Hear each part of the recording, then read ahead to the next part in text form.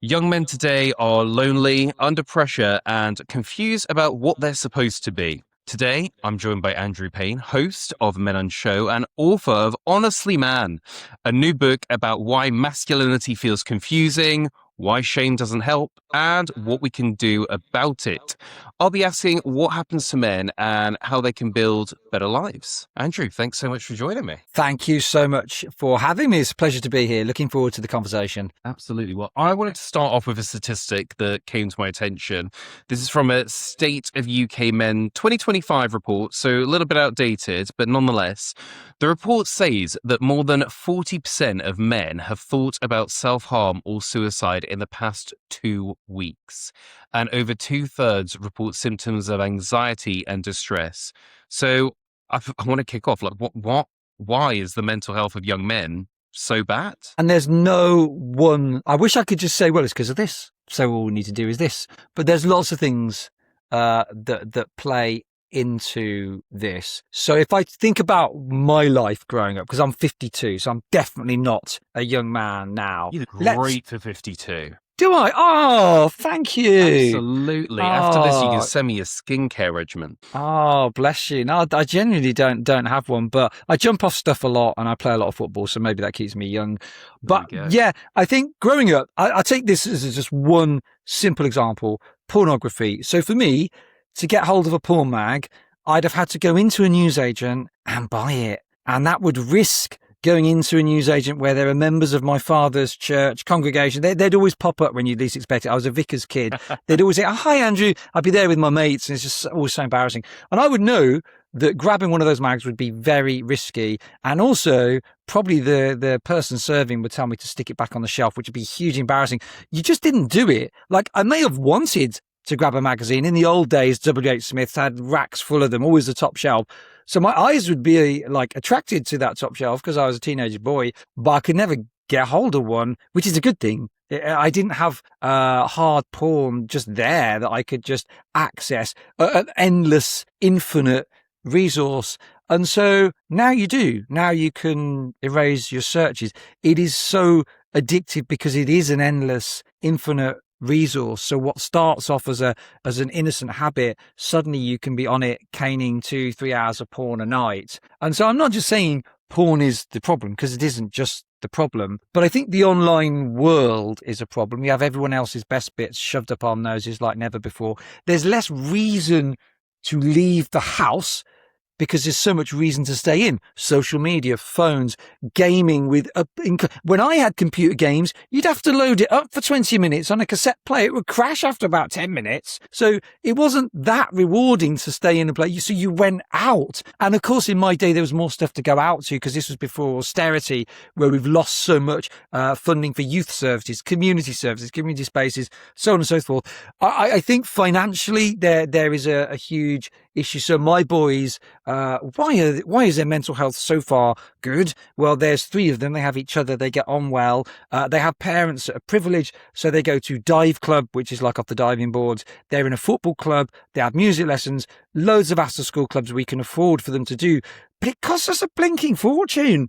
So there'll be a lot of families where that's not an option. So I would say boredom, austerity, poverty, the impact of the online world. I think there's a lot of negative media messaging about men. I think we know about Louis Theroux's manosphere, and the manosphere, of course, is a nuanced space. It's not all bad, but a lot of those influences are not healthy influences that you would have. And bear in mind, I will pause in a moment, when I grew up, it was the A-Team. That's what I liked to watch when I was about 12, 13.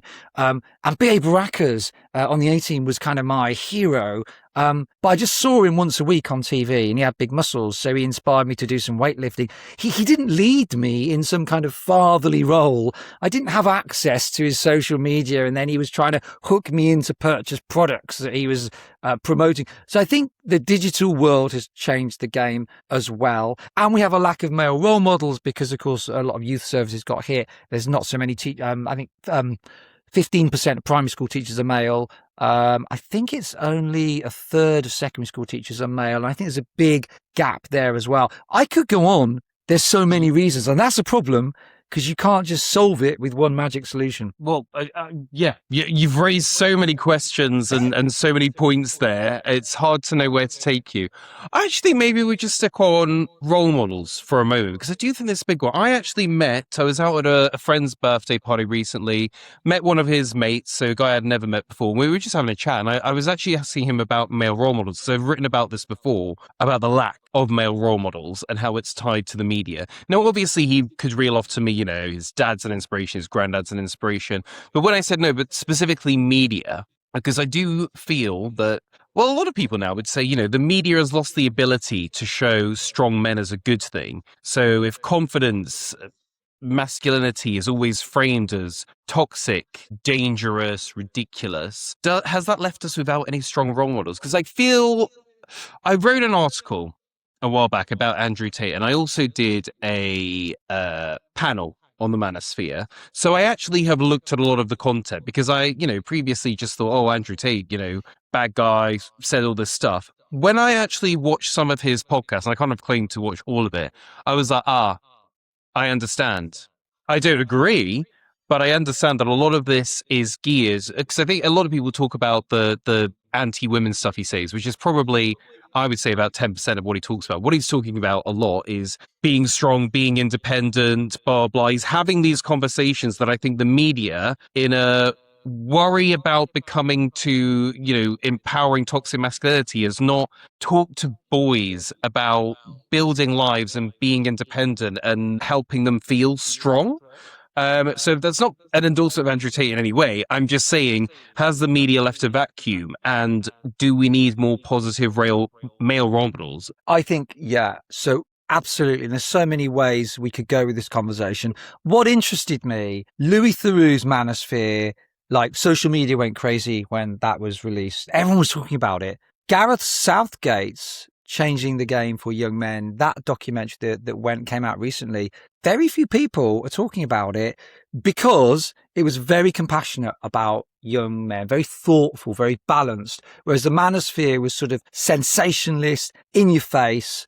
And so for me, I think there is almost like an appetite for anti-man narrative in society that's very damaging. So I think that's absolutely right. I think it's a real shame, for example, when the British guys went out to Thailand to rescue the teenage boys that got stuck in the cave complex in Thailand a few years ago, and the Thai Marines had tried it. No one could find them. And the extreme cave diving conditions were such that really there were just some guys from Britain, the world's best cave divers, these kind of middle-aged guys. They went out at enormous risk. If that had gone wrong, they could have been put in prison, but they still went forward and risked themselves.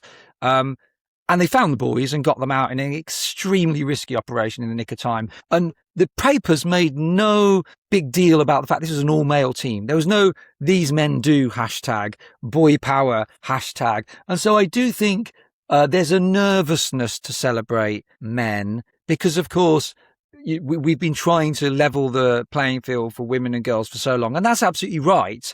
But in the words of Barack Obama on his wife's podcast, I think it was last year, he was saying there's still work to do there, and we've been trying to do that work to level the playing field. But in trying to level the playing field, we have forgotten our young boys. And Barack Obama says specifically that has been a mistake, that particularly the liberal left, and I identify myself as a leftist voter, that's a mistake that we have made. We have forgotten our young boys. We have lost our compassion, our interest, and some of the answer to this lies in funding. And of course, men and boys as a topic is not a funding magnet, as any charity working in that sector will tell you. So I think there is a lack of compassion. There is a fear of celebrating men. I think a lot of what our young boys see is negative stuff about men, and a need to tackle the scourge of misogyny and toxic masculinity. And any example of that in our schools is blown up, gone across the media, where probably is one really isolated example, because most boys are okay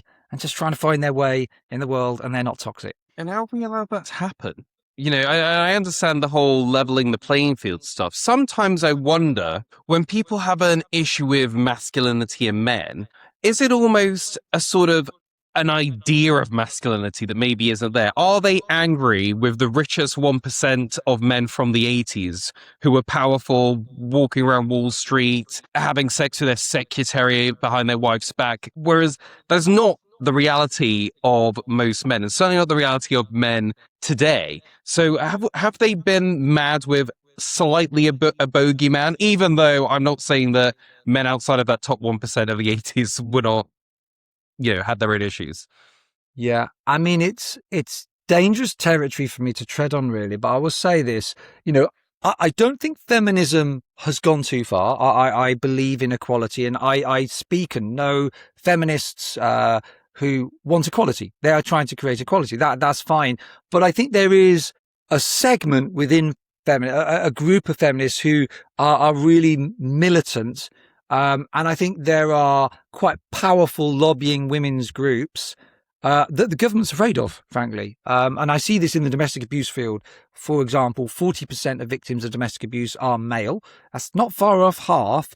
And yet when you look at where political discussions are being had about policy and things like that, the groups that they call to give testimony are all female groups. There'll be like 12 groups, and and it's like, well, hang on a minute. Like, if 2% of victims were men, that would be understandable. But like, in that room, 4 or 5 should be men's organizations. They're not there. And the way it's discussed is very much violence against women and girls. We don't actually have a strategy to tackle violence against men and boys. So when we talk about halving violence against women and girls, men and boys are just lumped into that data, but they're just not stated. And so actually politically, we need to make some steps forward. We need a separate strategy to tackle violence against men and boys, where the focus would be more on knife crime, because that predominantly affects boys as perpetrators and victims. There'd be a greater focus on suicide. For the girls, violence against women and girls strategy, the focus would be on sexual assault. And I raise that just as one of many examples I could give where actually the men and boys, it's almost like they're disposable. We're not going to talk about them. And yet men and boys struggle too. I just want to focus a little bit more on the struggle of sort of young men that are, going off into the world by themselves. Because one thing that a lot of the research points to now is that there's a rise in sexlessness amongst young men. You've got dating apps now where there seems to be a lot of attention that's concentrated around the ideal man, where the average man isn't getting a look in. If you're a desirable man, you've got to be tall, you've got to be rich, you've got to be fit, you've got to be emotionally available. People are seeing on Instagram now these ripped men with the Ferraris and whatever.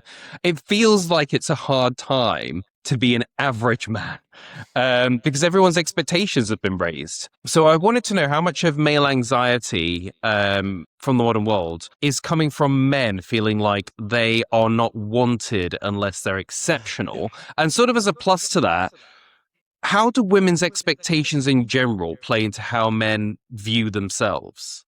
So there's so much there.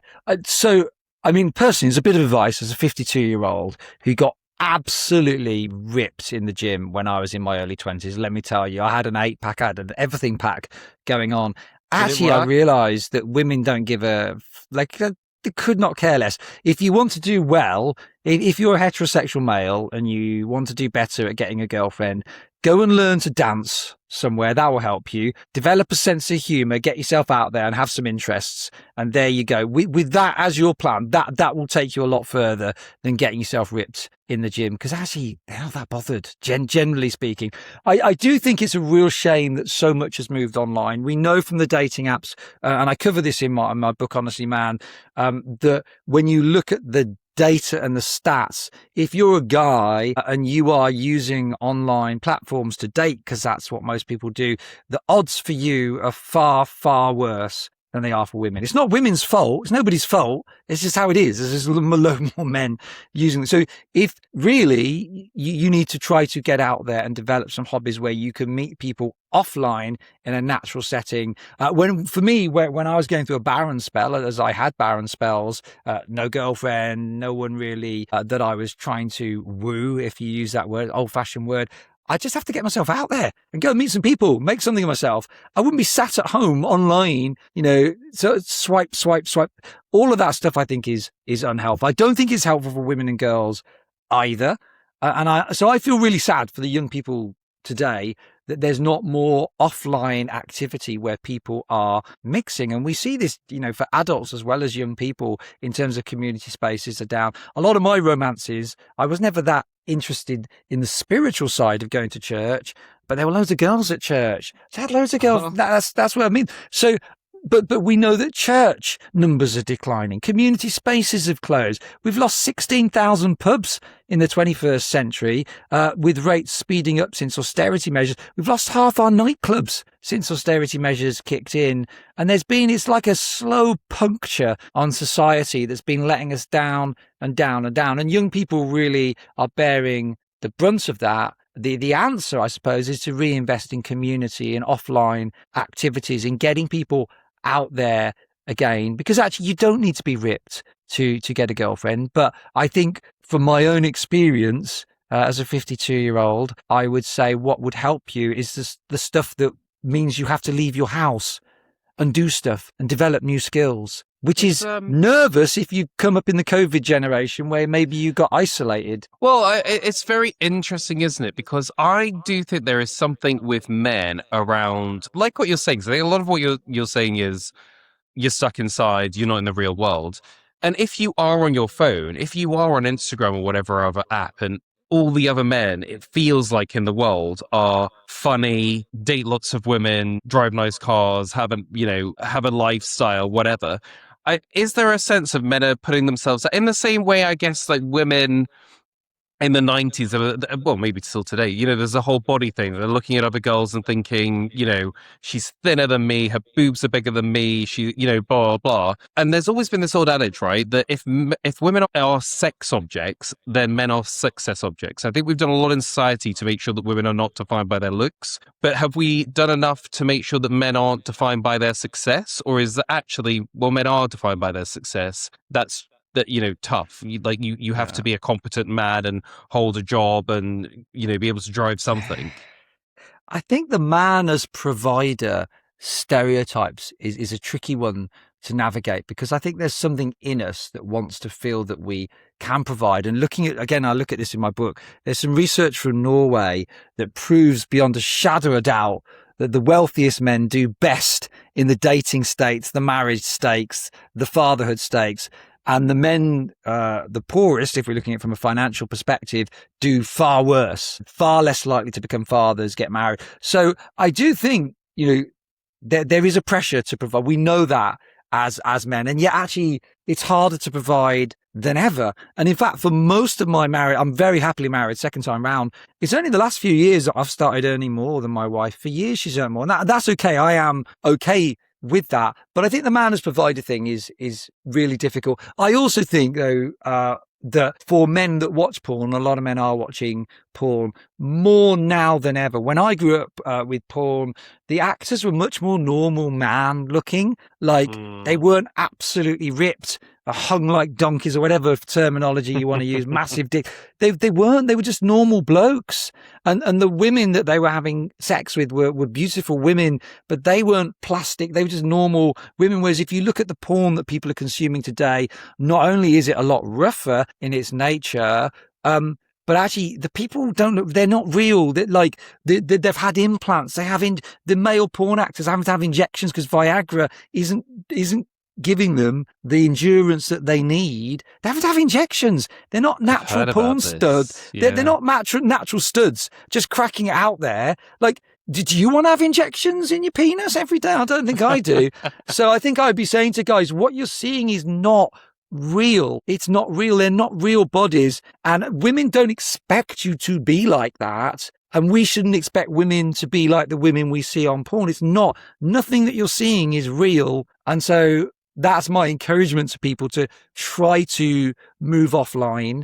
And certainly I would say in terms of porn, the problem, and I know we've sort of touched on porn a few times, now. But the problem with porn, and I see this again and again and again, and a young guy will say, well, that won't happen to me. It really will. If you become a porn addict, it will catch up with you and you'll start to get erectile dysfunction. And when the real thing happens, you won't be able to function anymore. And you will have to have a few years off porn before then you can reset and your brain can reset itself. So I do think online porn is a massive issue in terms of body negativity. We've had someone on this podcast, a doctor, and she's a specialist in this subject. And yeah, the amount of young men that cannot get an erection in a real life sexual setting is a bit terrifying. Although we did end that episode on it is all reversible. If you just give up the porn, you can have your erection back. You can have it back. Which is lovely.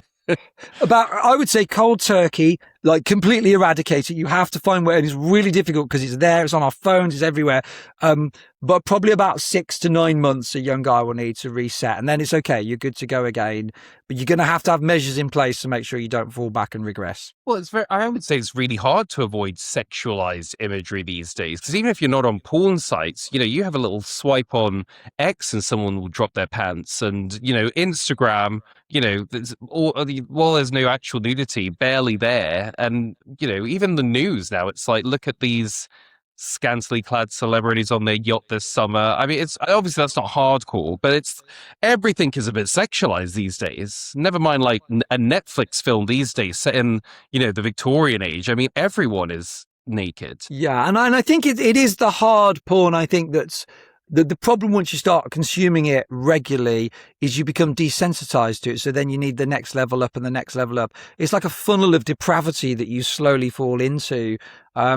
And then you would expect that if you had a girlfriend and you could function, that she might act out. And we see that happening. So I think, online porn is a big problem. I do think sort of manosphere influencers who really, they're not credible people. They're not experts. A lot of what they have is fake. It looks like they have a fast car, but they've probably got it on loan. They probably don't own it. It's probably their dad's car. The mansion that you see them in the pool with the bottle of champagne, they've hired it for the day. They don't own it. So I think really trying to encourage people to come offline as much as possible. Or if they are consuming that stuff, I've got three mantras, because I see this stuff on LinkedIn in a different way. So professionally, so that I don't get discouraged, I have 3 things that everybody's social media feed is either their best bits or their exaggerated bits or their fake bits. That's it. And we all do it. I don't think I put my fake or exaggerated bits,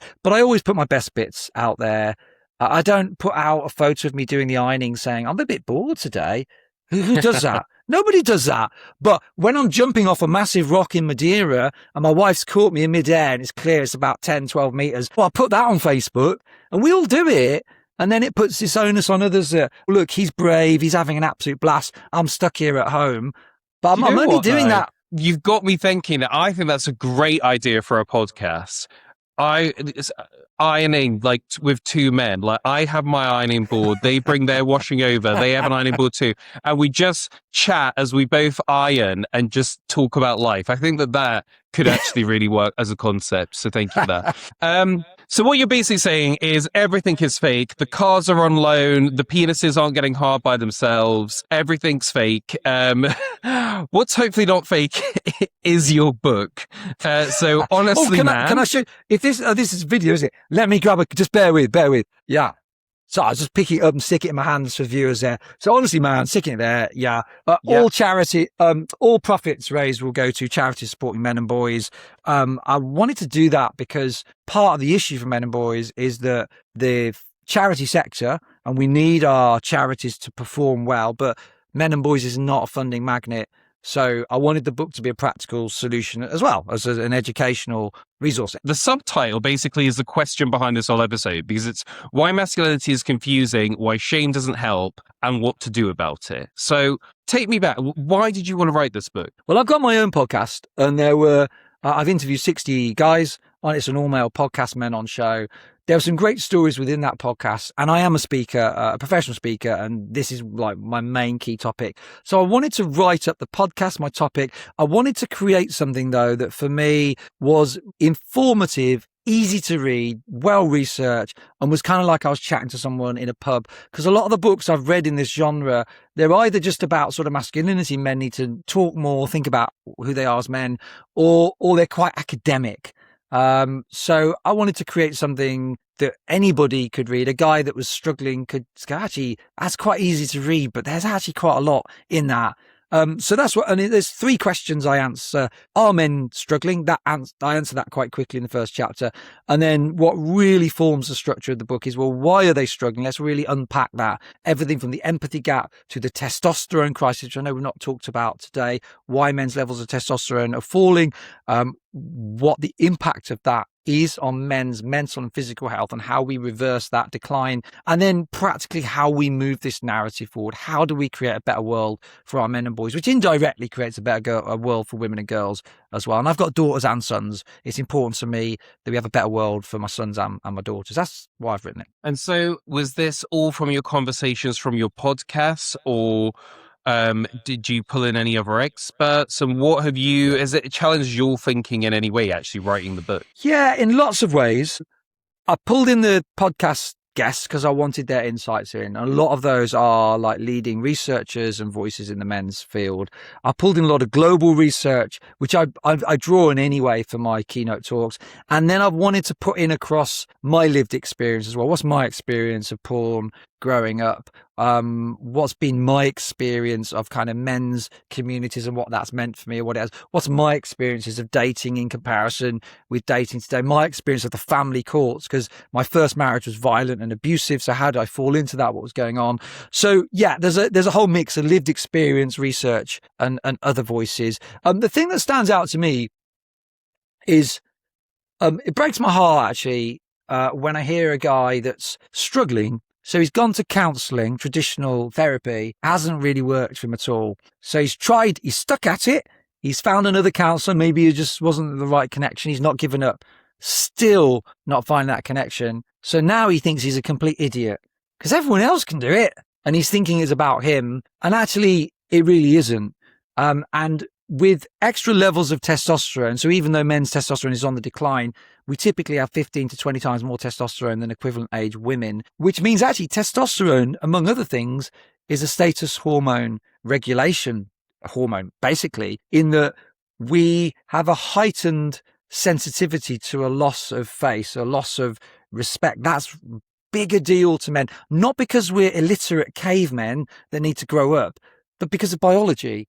And so there were things like that where I researched, like, wow, actually, that becomes more obvious now. There are other reasons why men particularly may struggle, not all men, but some men may struggle with traditional therapy. And so I'm really excited that more and more there's male counsellors now doing paddleboarding therapy, where you have therapy, but the two of you on a paddleboard side by side rather than in a room.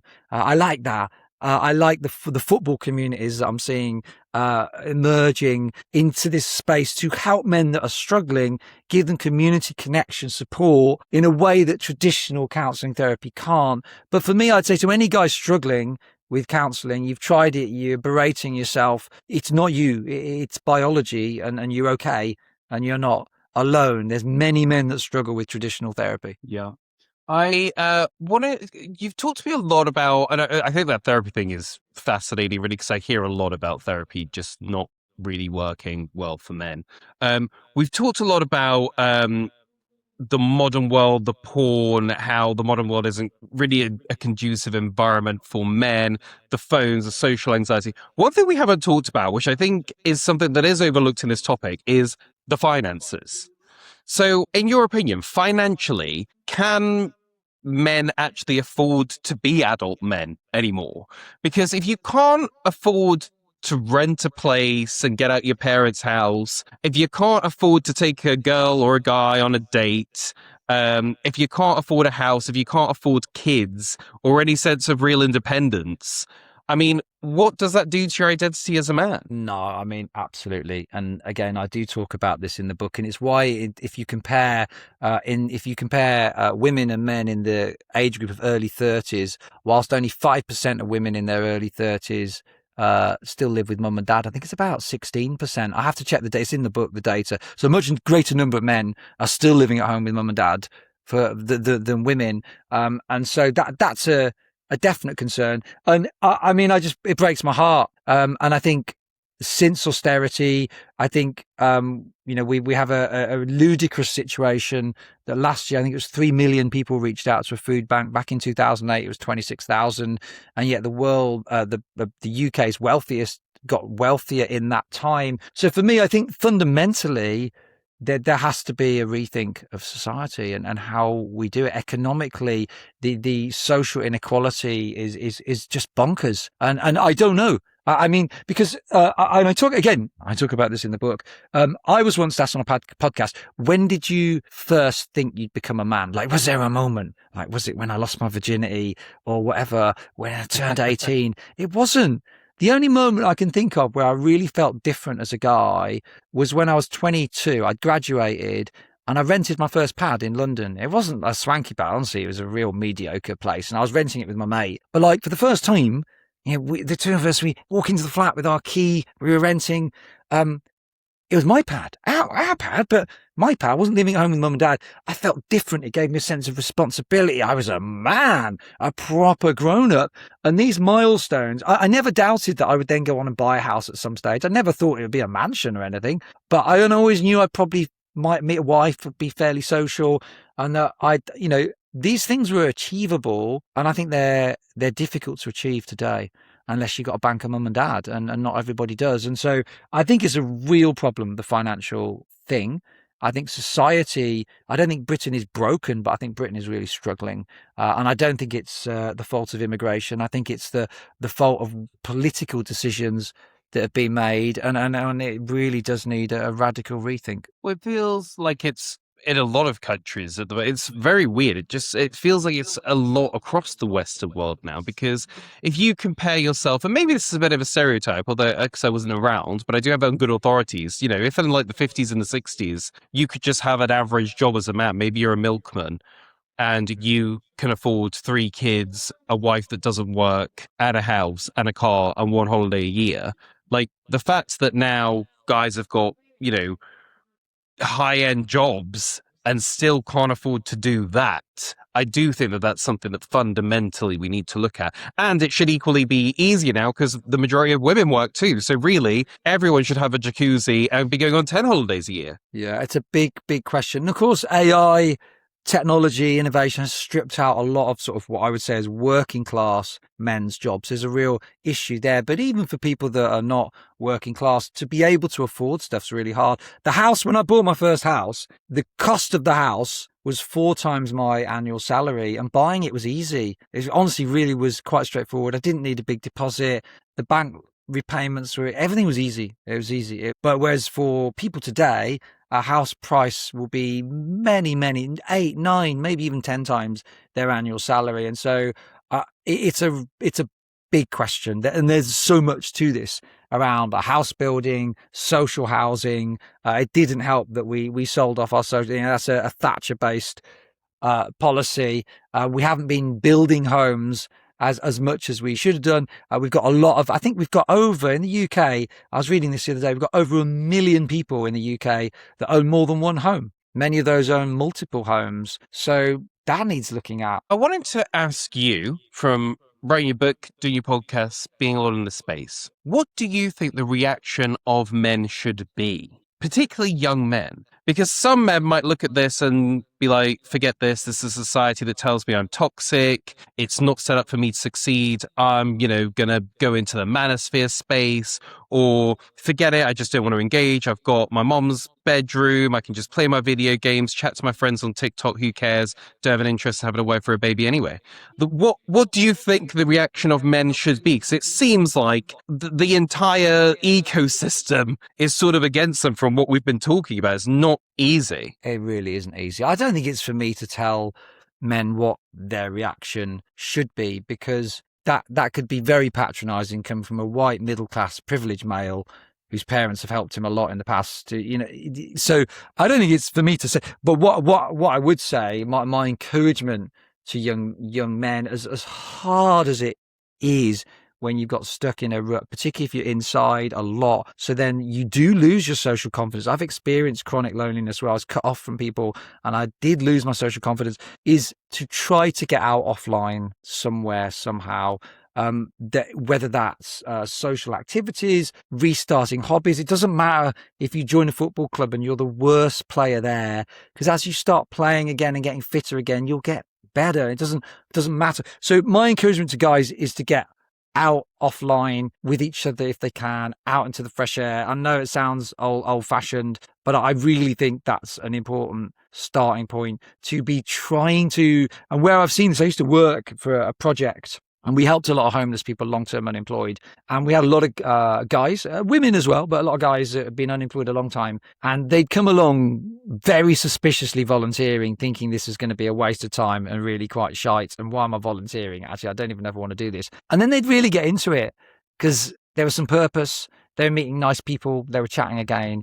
And it wasn't a quick fix. There's no quick fixes in society, but it was a step forward. And so my encouragement is that there's nothing quick. If you've become isolated, you've gone down a certain road, the way back takes time, but there is a way back.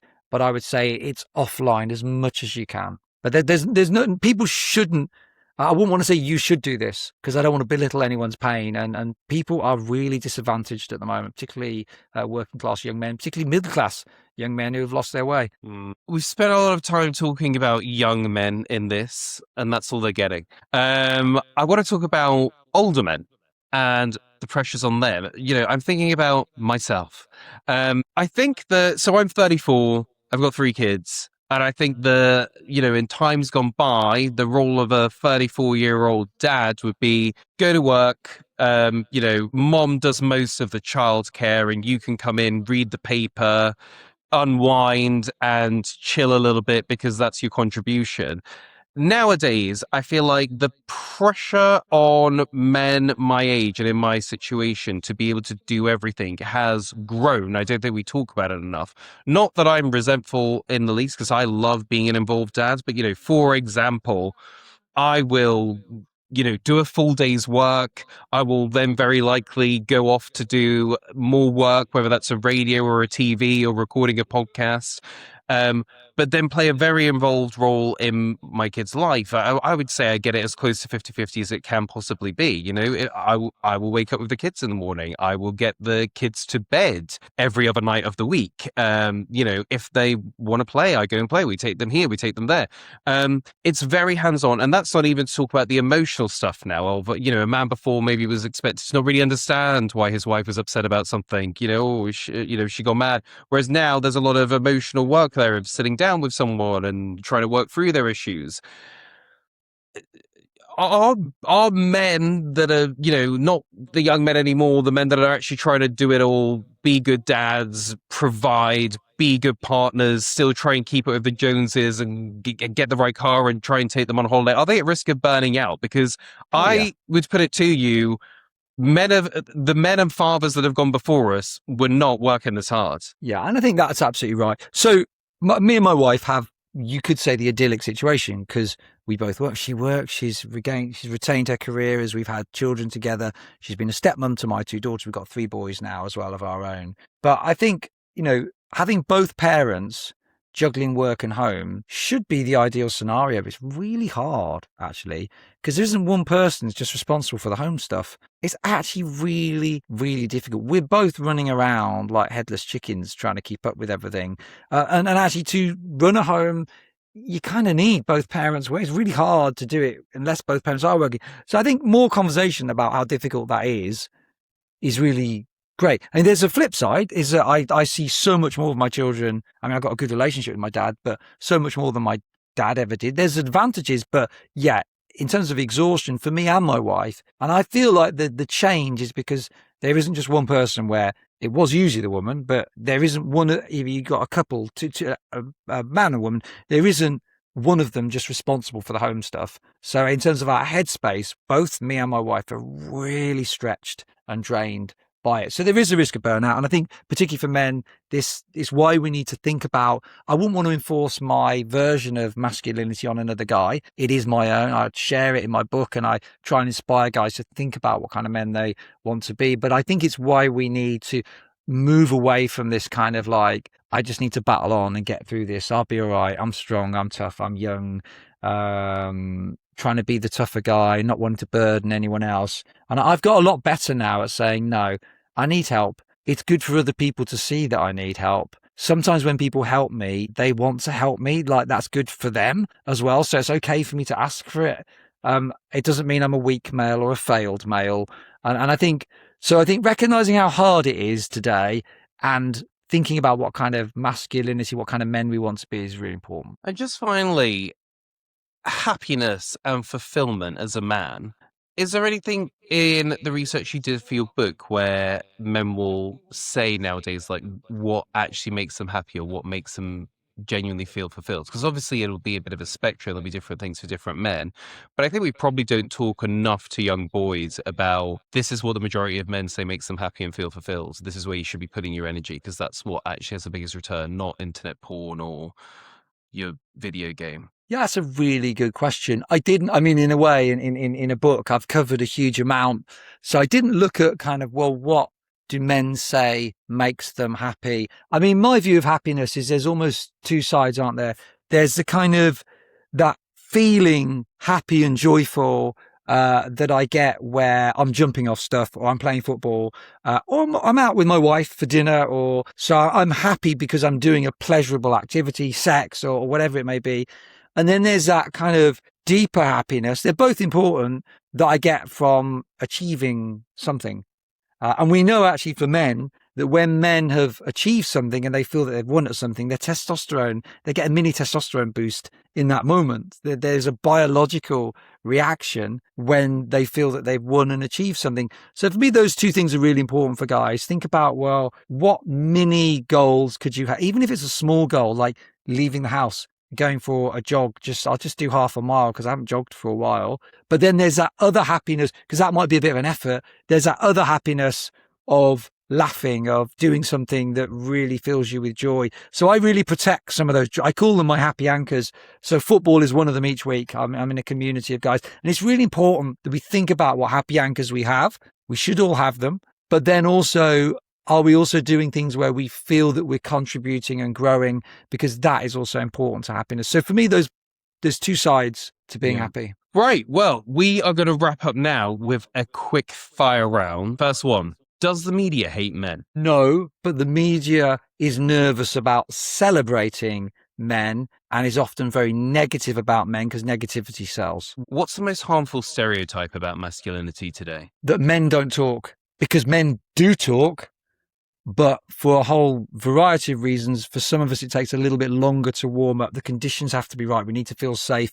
But men do talk. What do men get wrong about strength? That strength is far more than biceps. There's physical strength, which is biceps. But strength is also speaking up for someone when you know it's not going to be a popular opinion.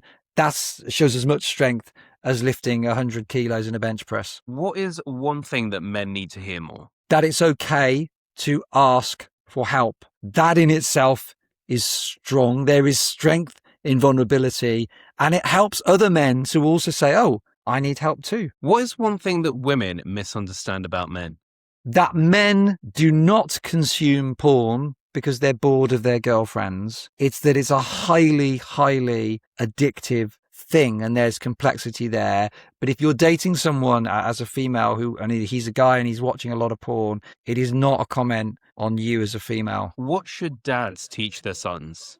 To respect themselves, to respect others, to know their own stopping enough and respect other people's stopping enough, to be okay to express negative feeling, to be okay to be angry and say you're sad, and that's okay, as well as the good stuff. What do you wish boys were taught earlier? That being a boy, it's a beautiful thing. Masculinity is not toxic. You have massive potential within who you are, and embrace your masculinity. Lovely. Andrew, I have really enjoyed this conversation. I'm sure I'll be begging you to come back at some point. I'd love to do a whole deep dive on testosterone, so maybe hitting you up again in the future. But for now, please plug away. Where can people find the podcast, the new book? Where can they find you? Where do you want to send people? So yeah, I'd love it if people were able to support the book. That's on sale at all the major retailers, Waterstones, Amazon, so on and so forth. You can easily find, my surname is Payne, spelled Pain. My first name is Andrew, so initially is A Payne. So I'm really easy to find because it's an unusual surname. So on LinkedIn is where I'm most active. But yeah, if you want to connect with me, you can connect with me on X, on Facebook. I am on Insta, not a huge amount. And my website's www.andrewpayne.co.uk. So I'm always happy to answer questions. So do reach out to support if you're struggling. Subscribe for more content.